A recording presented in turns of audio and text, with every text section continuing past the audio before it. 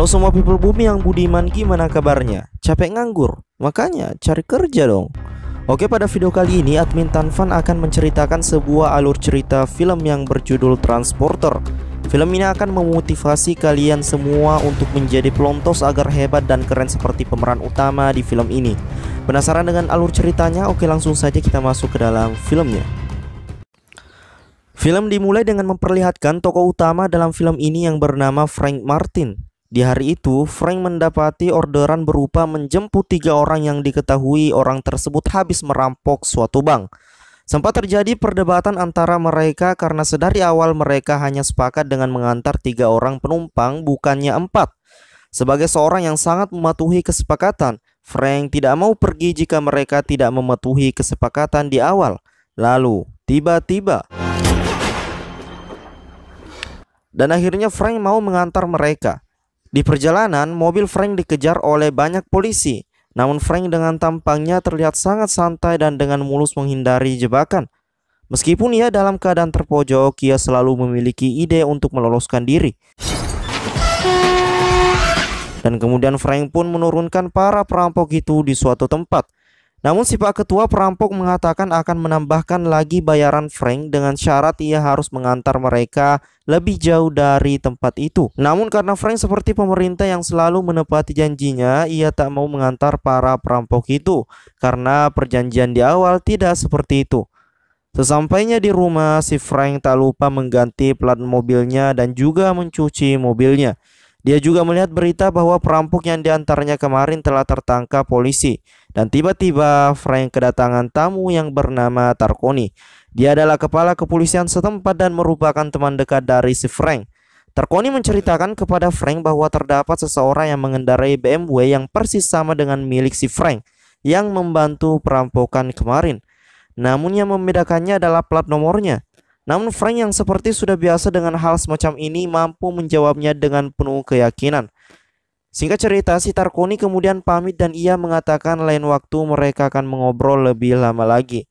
Pada siang harinya, Frank mendapat telepon dari seorang klien untuk mengantar suatu tas yang entah isinya apa.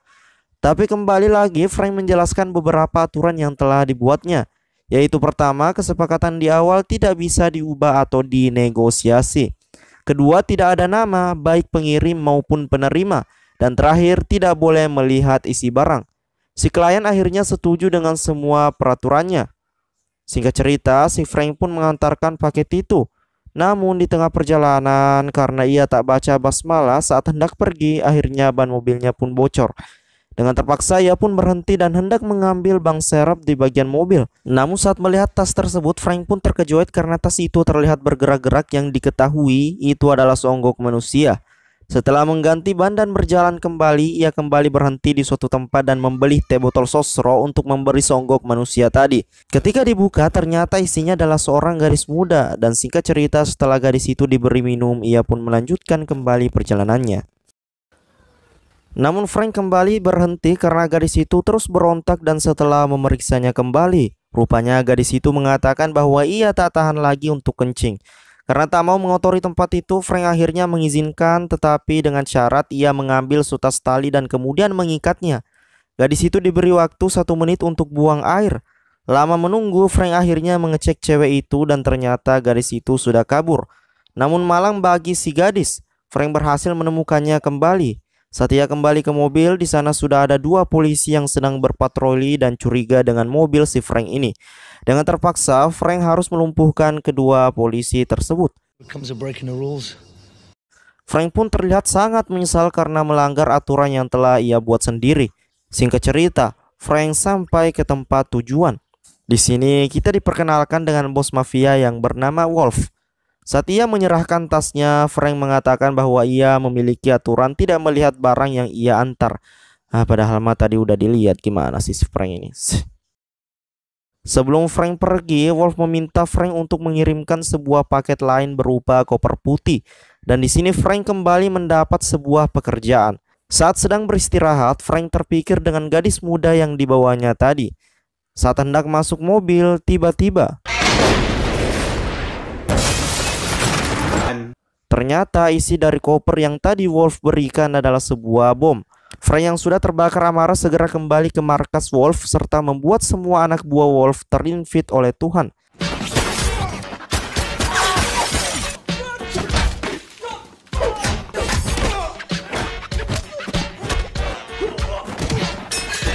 Sayangnya, Frank tidak menemukan Wolf di sana.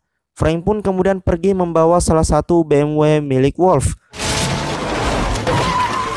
Dan saat di tengah perjalanan, Frank terkejut karena gadis tadi berada di mobil yang ia kendarai.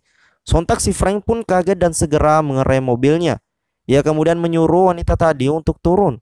Tapi karena si botak pelontos ini masih memiliki hati yang tulus dan setia, akhirnya ia pun tak tega dan membawa gadis itu untuk pulang bersamanya. Saat berada di rumah, gadis itu memberitahu namanya. Ia bernama Lai. Frank kemudian memberinya makan dan ia pun langsung pergi tidur. Sehabis makan, Lai yang penasaran dengan hidup Frank kemudian berjalan berkeliling rumah Frank.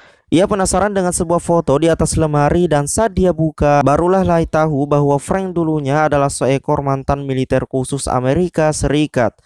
Scene kemudian menunjukkan Wolf yang sedang berada di rumah sakit untuk menemui anak buahnya yang hampir cosplay jadi umbi-umbian. Si Wolf kemudian menanyakan siapa yang telah melakukan semua ini.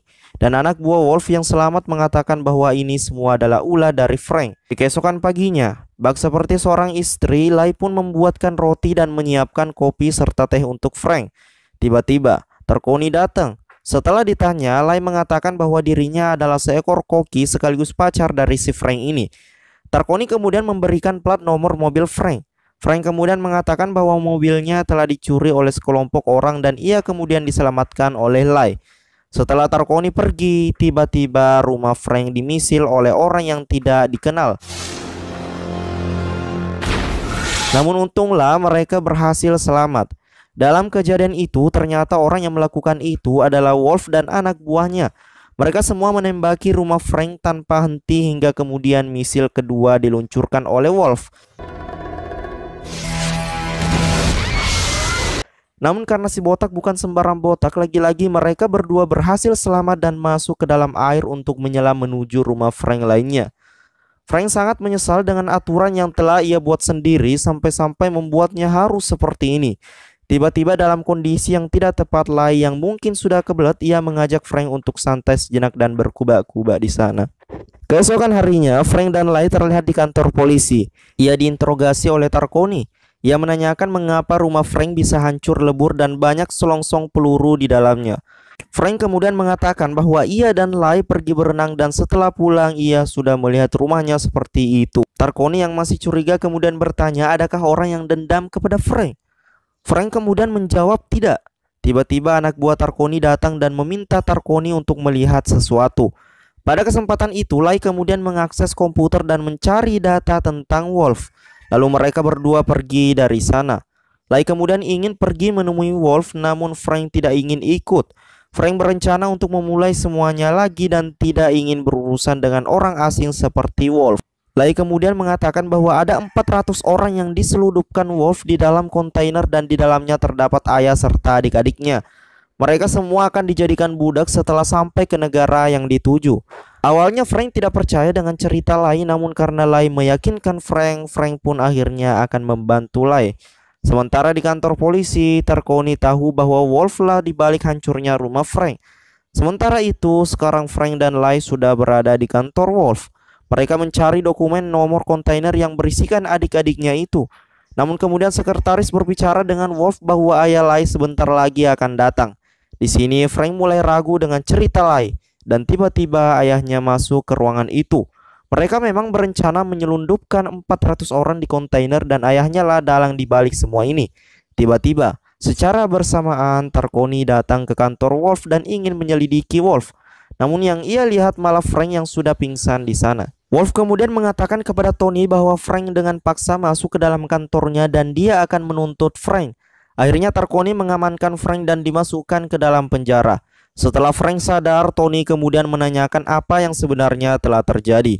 Frank bercerita bahwa ia sedang menangani kasus penyelundupan manusia sebanyak 400 orang di dalam kontainer yang didalangi oleh Wolf dan anak buahnya. Tarkoni kemudian menanyakan kepada Frank apakah dirinya mampu membereskan kasus ini dalam waktu 24 jam. Frank kemudian menjawab bisa, asalkan ia dibebaskan. Lalu mereka bersandiwara seakan-akan Frank menyandra Tarkoni dan kemudian kabur dari penjara. Sampailah mereka di sebuah dermaga. Frank memiliki sebuah perahu dan di dalamnya telah lengkap senjata miliknya. Dan kemudian Frank pergi dari sana. Singkat cerita, Frank sampai di kontainer yang diturunkan. Ia kemudian mencari satu persatu kontainer yang berisikan manusia. Namun ternyata kontainer itu sudah diangkat dan mau berangkat. Ia mencoba mengikuti kontainer itu. Namun sopir kontainer mengetahuinya dan langsung mencoba menghentikan Frank. Namun karena Frank adalah jelmaan Saitama, ia pun berhasil mengalahkan semua anak buah dari Wolf.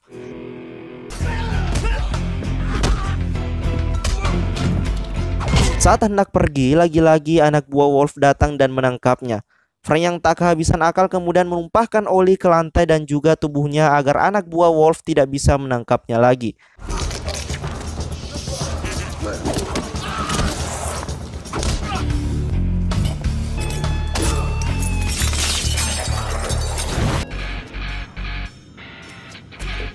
Frank kemudian pergi dan berusaha untuk mengejar truk kontainer yang sudah berjalan. Namun karena lagi-lagi Frank gak baca basmalah, akhirnya mobil itu pun terbakar. Tapi untunglah ia melihat sebuah pesawat penyebar pupuk yang sedang lewat. Ia kemudian ke sana dan mengancam pilot pesawat itu untuk mengejar truk kontainer. Akhirnya Frank sampai di truk kontainer dengan cara terjun dari atas pesawat dengan sebuah parasut. Berkali-kali ia harus bertarung dengan Wolf di dalam truk tersebut. Dan di sini Wolf berhasil menghajar Frank keluar dari kursi sopir. Namun ternyata Frank tidak jatuh dan masih bergelantungan di bawah truk. Ia pun berhasil masuk lagi dan sekarang keadaan berbalik. Justru Wolf lah yang berhasil dibunuh oleh Frank. Truk tersebut kemudian diparkirkan di sebuah pantai. Namun saat hendak turun, Frank sudah diancam oleh bapak dari Lai dengan pistolnya. Frank pun dibawa di atas tebing. Ia berencana untuk menembak Frank di sana, namun tiba-tiba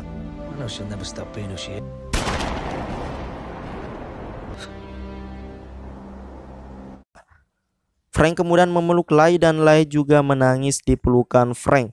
Di saat yang sama, seperti di film-film pada umumnya, polisi pasti datang terakhir.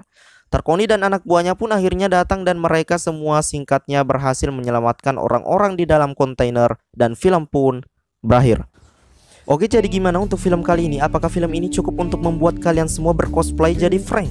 Tapi jangankan cosplay jadi Frank sih, cosplay jadi imam yang baik aja gak bisa. Ya. Oke, itu dia untuk film kali ini. Klik subscribe jika kalian suka. Saya admin Tanfan pamit undur diri dan terima kasih.